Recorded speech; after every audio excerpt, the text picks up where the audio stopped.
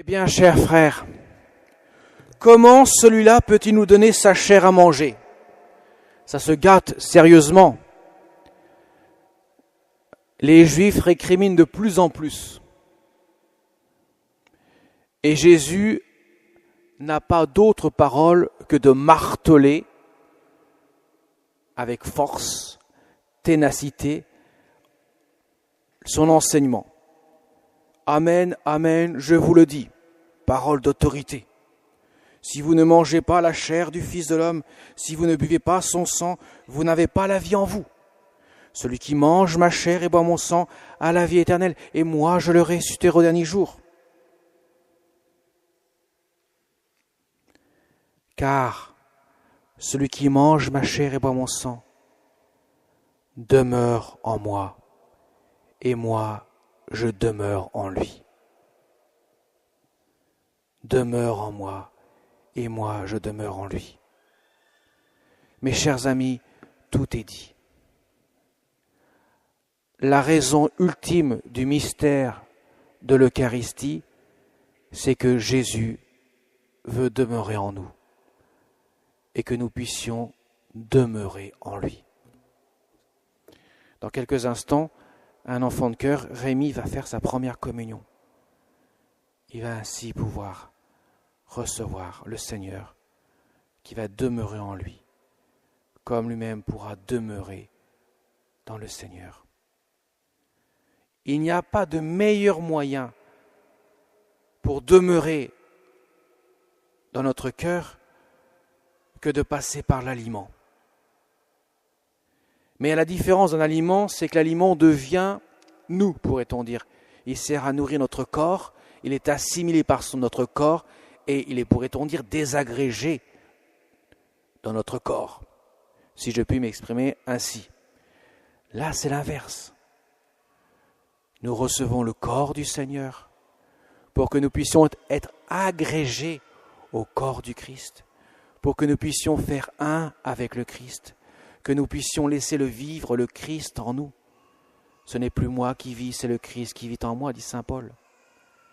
De telle sorte que le Christ constitue son corps mystique qui est l'Église.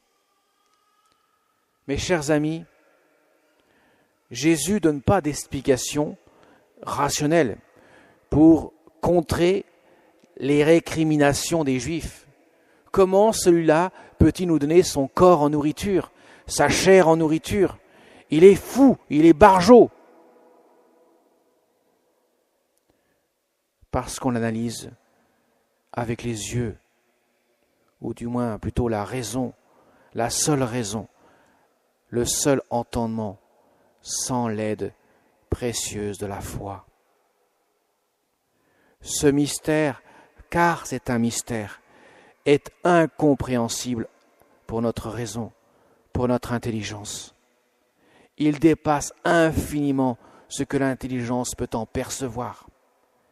Mais nous le savons, parce que Dieu est Dieu et qu'il ne peut ni se tromper, ni nous tromper. Nous savons que c'est son corps réel, car c'est son corps substantiel, ce qui veut dire c'est son corps, ce n'est plus du pain.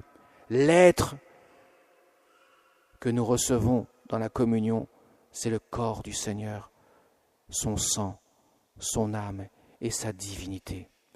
Bien que l'apparence, bien que la sensation que nous pouvons avoir dans notre bouche paraisse être loin, étranger à ce mystère, en quelque sorte paraît être tout simplement le pain, ce n'est plus du pain, c'est réellement le corps du Seigneur, car ceci est mon corps, ceci est mon sang. Jésus a transformé ce qui est le pain en ce qui est le corps du Seigneur, en son propre corps, ce qui est le vin en son sang. Il a changé l'être de la chose pour devenir tout à fait autre chose, sans changer l'apparence, sans changer ce qui est perceptible par nos sens. Et seule la foi permet de discerner cela. Voilà pourquoi Jésus n'a pas de parole rationnelle pour expliquer ce mystère aux Juifs qui vont s'enfermer peu à peu jusqu'au bouddhisme et ils vont quitter le Christ parce que cette parole leur semble intolérable. Il dit des choses qu'on ne peut pas comprendre, qu'on ne peut pas saisir. Tant qu'il nous fait des miracles, il n'y a pas de problème, on y court, on court après lui. Il peut multiplier les pains, ça, il n'y a aucune difficulté pour adhérer.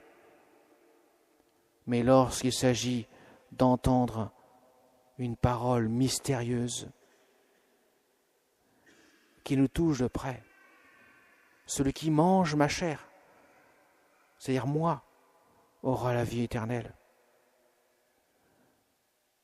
Là, beaucoup cessent de le suivre, car ils n'ont pas la foi. La foi est une adhésion à la personne du Verbe de Dieu, du Fils de Dieu. Si c'est Dieu, il ne peut pas me tromper, parce qu'il m'aime. Et il ne peut pas se tromper, à la différence des hommes, parce qu'il est Dieu. Et qui dit Dieu, dit perfection absolue. Comment pourrait-il m'induire en erreur ? Et on voit bien dans l'Évangile que Jésus ne dit pas « ceci représente mon corps ». Ceci représente mon sang. Ceci est mon corps. Ceci est mon sang. Il va de soi que le mystère de l'Eucharistie est une pierre d'achoppement pour beaucoup de Juifs qui voient Jésus faire des miracles. Mais ce mystère-là demeure incompréhensible. Ce mystère-là va en laisser beaucoup sur le côté du chemin, parce qu'il manque de foi. Mes chers amis, le Seigneur a voulu instituer ce grand mystère de l'Eucharistie pour demeurer en nous, mais aussi pour nous rendre contemporains de ce grand mystère qui est aussi incompréhensible pour nous, pour notre seule intelligence, sans l'aide de la foi, qu'est le mystère de la croix. Vous savez que lorsque je dis les paroles de la consécration, ceci est mon corps, puis quelques instants plus tard, ceci est mon sang, il y a bien la séparation du corps et du sang. Je ne vous laisse pas imaginer, quand on sépare le corps de son sang, ce que ça peut aboutir. La mort, évidemment. La signification de la double consécration du pain qui est le corps du Seigneur, puis du vin qui devient le sang du Seigneur, rend présent et actuel l'unique sacrifice de la croix sur l'autel. Car celui qui offre le sacrifice est le même qu'à la croix. Je ne dis pas ceci est le corps du Christ, je dis ceci est mon corps. Je ne dis pas ceci est le sang du Christ, je dis ceci est mon sang. Le prêtre qui offre son corps en victime expiatoire, c'est-à-dire pour nos péchés, c'est le Christ, aussi bien à la croix qu'à la messe. Et la victime qui est offerte est la même, aussi bien à la croix, car il offre sa vie, qu'à la messe, parce qu'il offre son corps et son sang, son âme et sa divinité.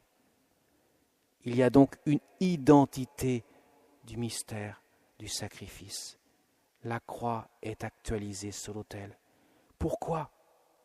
Pour que je puisse, comme la Vierge Marie, comme notre Mère du ciel, comme Saint Jean, m'unir à ce sacrifice, m'offrir en même temps que le Christ qui offre sa vie, pour que je puisse recevoir son amour. Car qui dit amour, dit accueil du don de Dieu, qui dit aussi offrande de soi. Car il n'y a pas de plus grand amour que de donner sa vie pour ceux qu'on aime, dit Jésus. Comment pourrais-je aimer si je refuse de donner ma vie ? Comment pourrais-je aimer si je n'accueille pas le don de Dieu ? Voilà pourquoi le mystère de la croix est si important et fondateur du mystère de la vie éternelle, parce qu'en donnant sa vie, le Christ nous ouvre les portes du ciel par une puissance de son amour miséricordieux. Tout est dit dans le mystère de l'Eucharistie. Vous avez un condensé du mystère de la foi chrétienne, de la foi catholique. Quand vous êtes présent à la messe, quand vous participez en vous offrant en union avec le Christ qui s'offre sur la croix, vous recevez tout le mystère de la vie éternelle, certes dans la foi, pas dans la vision, mais réellement dans la foi. Vous participez ainsi à la vie de Dieu. Voilà pourquoi la messe est si importante pour un chrétien. Et elle nourrit sa vie spirituelle. En dehors de l'aspect des choses que nous voyons et que nous entendons, il y a l'aspect mystérieux qui ne se voit pas. Cette croix présente sur l'autel, ce corps et ce sang du Seigneur que je ne peux pas voir de mes yeux de chair, mais seulement avec ma foi que je peux le discerner, sont là pour moi. Pas pour les murs de l'église, mais pour moi. Jésus m'a invité ce matin, il m'a convoqué, comme veut dire le mot ecclésia, église, convoqué. Nous avons reçu une convocation du Christ pour venir nous unir à son sacrifice, pour que nous puissions recevoir son amour, pour qu'il puisse demeurer en nous, comme nous-mêmes nous pourrons demeurer en lui. Tel est le sens de ce que la Vierge Marie a vécu. Elle a vécu le moment le plus important de sa vie terrestre, au pied de la croix. Elle s'est unie d'une manière unique au sacrifice du Christ. Et le Christ a déposé dans son cœur un mystère infini de sa miséricorde, dont elle a pu accueillir autant que son cœur pouvait accueillir par sa finitude. Ça veut dire que son cœur n'a laissé perdre aucune miette de la miséricorde de Dieu, autant qu'un cœur humain puisse en accueillir, tellement elle était unie à Jésus. Il n'est donc pas étonnant, mes chers amis, que c'est par la Vierge Marie que nous pourrons davantage entrer dans l'épaisseur, la grosse épaisseur et la profondeur inouïe du mystère, des mystères de la vie chrétienne et particulièrement du mystère de l'Eucharistie. La Vierge Marie nous aide à entrer dans la dimension de ce mystère. Son cœur, façonné par Dieu, sans aucune entrave de sa part, permet d'entrer ainsi plus pleinement dans le mystère de l'Eucharistie. Voilà pourquoi l'importance de la prier pour nous aider à grandir dans la foi. Elle qui est le rempart de la foi. Elle qui nous aide à fortifier notre foi.